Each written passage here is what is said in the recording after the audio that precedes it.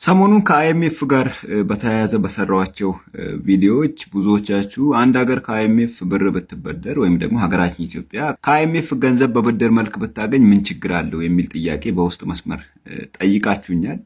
በመጀመሪያ ደረጃ ያለ ብድር የቆመ ሀገር የለም። ሁሉም ሀገር ይበደራል። ሁሉም ሀገር የቆመው በብድር ነው። ግን ብድር ሲበደሩ አይኤምኤፍ የሚያስቀምጠው የራሱ ክራይቴሪያ አለ። ክራይቴሪያውም ከሀገር ሀገር ይለያያል። ለጠንካራና ዴቨሎፕድ ለሆኑ ሀገሮችና እንደ ኢትዮጵያ ላሉ ደሃና በማደግ ላይ ላሉ ሀገሮች የሚያስቀምጠው ክራይቴሪያ የተለያየ ነው። ለምሳሌ ለኢትዮጵያ ያስቀምጠውን ክራይቴሪያ በቀላል ምሳሌ ላስረዳችሁ። ይህ ምሳሌ ምንድነው? ባልና ሚስቶች ቸገራቸው፣ ልጆቻቸውን የሚያበሉት አጡና የሆነ አበዳሪ አካል ጋር ወይም ደግሞ የሆነ አበዳሪ ግለሰብ ጋር ሄደው ብድር መበደር ፈለጉ ወይም ደግሞ ገንዘብ መበደር ፈለጉ። ገንዘብ ሲበደሩም አበዳሪው እንዲህ አላቸው፣ እኔ ገንዘቡን አበድራችኋለሁ፣ ግን በአንድ ቅድመ ሁኔታ የምትስማሙ ከሆነ ብቻ ነው ገንዘቡን የሚያበድራችሁ ብሎ ምክረ ሐሳብ አቀረበላቸው። ይህ ምክረ ሐሳብ ምንድነው? ገንዘቡን ካበደርኳችሁ በኋላ ቤታችሁ ውስጥ የምታደርጉትን እያንዳንዷን ነገር የምወስነውና አቅጣጫ ማስቀምጠው ምሪት ምሰጠው እኔ ነኝ ብሎ ነገራቸው። በዛ ተስማምተው ከተበደሩ ባል ከሚስቱ ጋር የሚያደርገውን ነገር፣ አባት ከልጆቹ ጋር የሚያደርገውን ነገር፣ እናት ከባሏ ከልጆቿ ጋር የምታደርገውን ነገር ሁሉ መመሪያና አቅጣጫ የሚያስቀምጥላቸው አበዳሪያቸው ነው ማለት ነው። ያለ አበዳሪያቸው ፍቃድ መብላትም አይችሉም፣ ልጆቻቸውን መቅጣትም አይችሉም፣ ኢቭን ባልና ሚስት ፍቅር መስራት አይችሉም ማለት ነው። እያንዳንዱን መመሪያ የሚቀበሉት ከአበዳሪያቸው ነው ማለት ነው። አይኤምኤፍም ኢትዮጵያ ላይ ያስቀመጠው ክራይቴሪያ እንደዚህ አይነት ክራይቴሪያ ነው። ስለዚህ ኢትዮጵያ ከአይኤምኤፍ ብድር ካገኘች በኋላ ክራይቴሪያው ምንድነው? ኢትዮጵያ ለምታወጣቸው እያንዳንዱ ኢኮኖሚክ፣ እያንዳንዱ ሶሻል፣ እያንዳንዱ ፖለቲካል ውሳኔዎችና መመሪያዎች ከጀርባ ሆኖ ያንን መመሪያዎች የሚሰጠው አይኤምኤፍ ነው ማለት ነው። ይሄ ማለት በቀላሉ ሲፈታ ኒዮ ኮሎኒያሊዝም ይባላል፣ ወይም ደግሞ የእጅ አዙር ቅኝ ግዛት እንደማለት ነው። ይሄኛው ፓርት 2 ነው። ስለ ነገረ ብር የሰራሁት ዜና ብር አሁን ተዳከመ፣ ማን ይድረስለት አልቻለም። ሲሪየስሊ ከዚህ በላይ እንዲዳከም ቀጭን ትዕዛዝ በአይኤምኤፍ ወርዶበታል። በየቀኑ የዕቃ ዋጋ መናርና የብር መውረድ ያሳሰባችሁ ወገኖቼ እዚህች ጋር ስሙኝ። ነገሮች አይ ቲንክ ወደ ሌላ ምዕራፍ እየተቀየሩ ነው።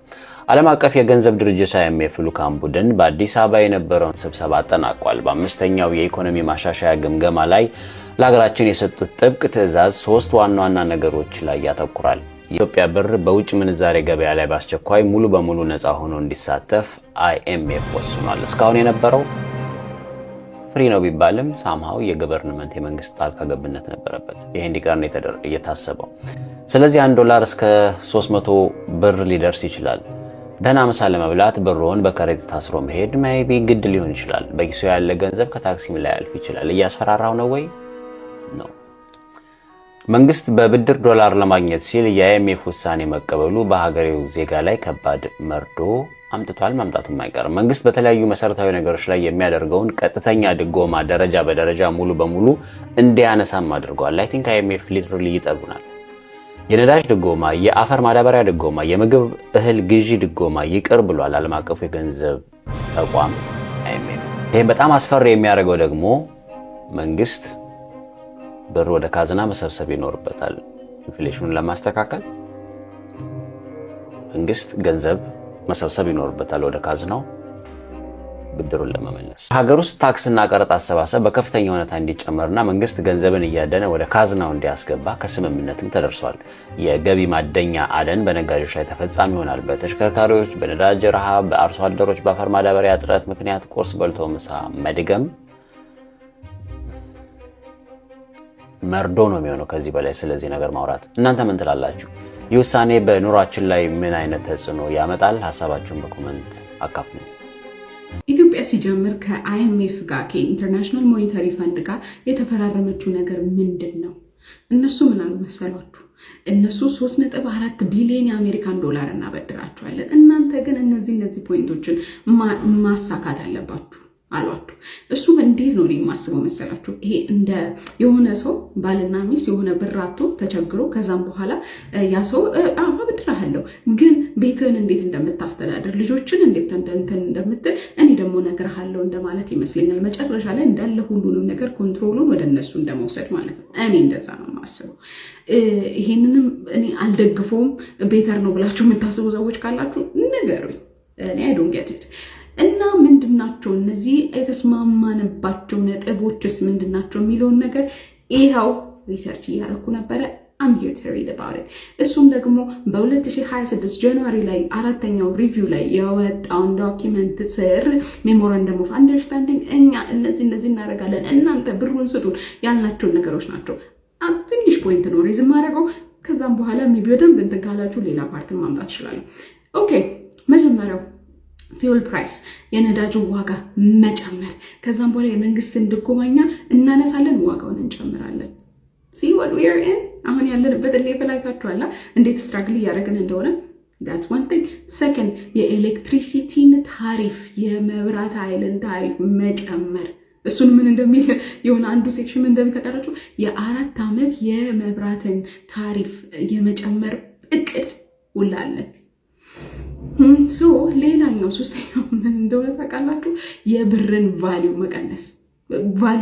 እኔ እንደዛ ለምን ነው የምለው?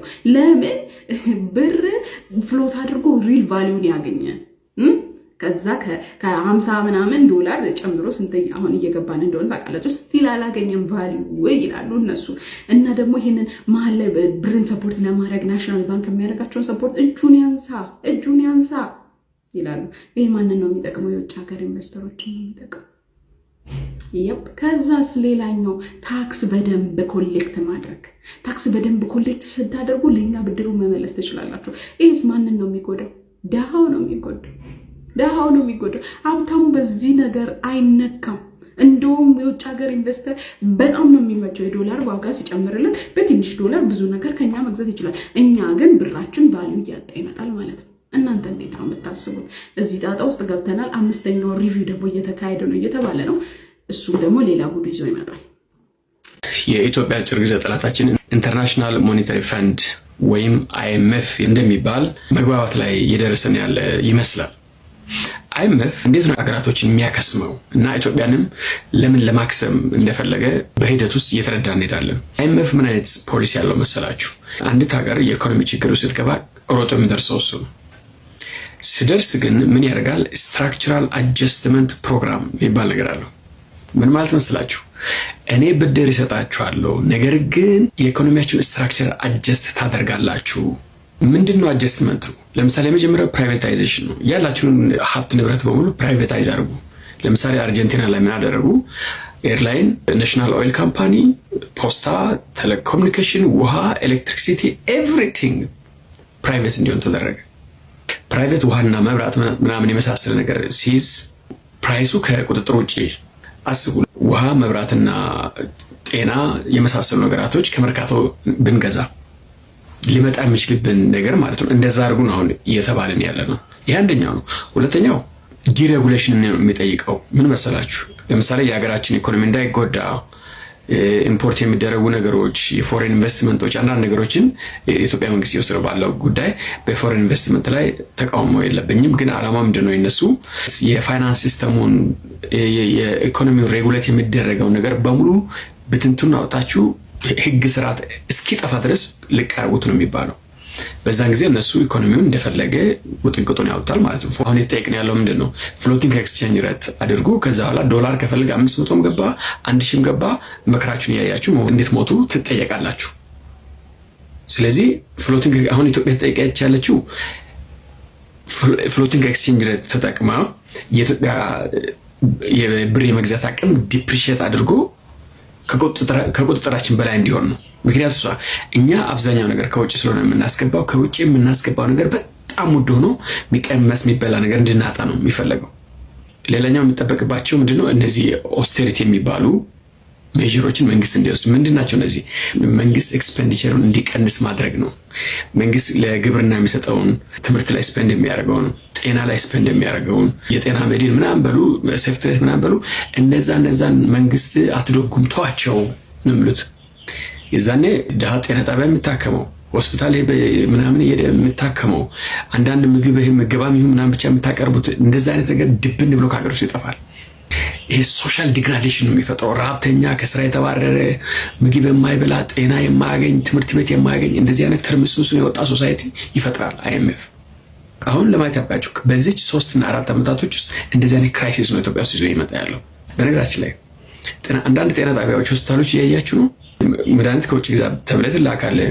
ምርመራ ከውጭ ሄደህ ተመርምረና ብለህ ትላካለህ። ኤቭሪቲንግ ወደ ውጭ ነው የሚላከው። ድሮ ፕራይቬት ጋር የምናገኘውን አንዳንድ መድኃኒቶች እኮ ውስጥ ነው የምናገኘው።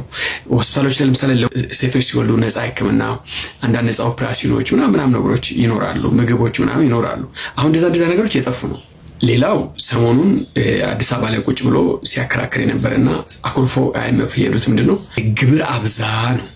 ልስትሮም ግብር ውስጥ አስገባ፣ ጠላ ሻጭ ግብር ውስጥ አስገባ፣ ጨው የምትሸጧን ግብር ውስጥ አስገባ፣ ጉሌት ሄደ ሽንኩርት እንደዚህ ድንች እንደዚህ አምስት ደርድራ ጀሞ አካባቢ ሎሚ እንደዚህ ሰብስበው የሚሸጡ ንፍሮ የሚሸጡ ቀቅለው ድንች የሚሸጡ እነዚህን በሙሉ ገብራቸው ግብር ውስጥ አስገባቸው።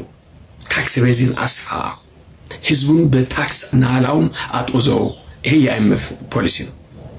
አንድ ነገር ልንገራቸው፣ ኢትዮጵያ ውስጥ ታክስ ገና ምንም አልተረከበም።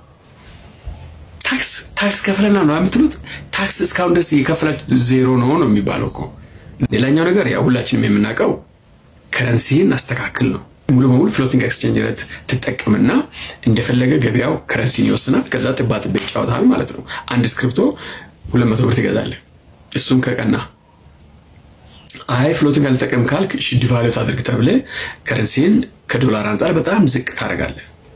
የዛን ጊዜ የኑሮ ውድነት ኢንፍሌሽን ምናምን ይጫወታል ማለት ነው። እነዚህ ዋና አገር መደምሰሻ መጽዋች ማድረጊያ የአይኤምኤፍ ቱሎች ናቸው። እነዚህ ናቸው ስትራክቸራል አጀስትመንት ፕሮግራም ተብሎ ከ1970ዎቹ ጀምሮ እየተተገበሩ ያሉት። እሱን አንድ ባንድ እንመጣለን። ኢትዮጵያ እየጠበቃት ያለው ይሄ ነው።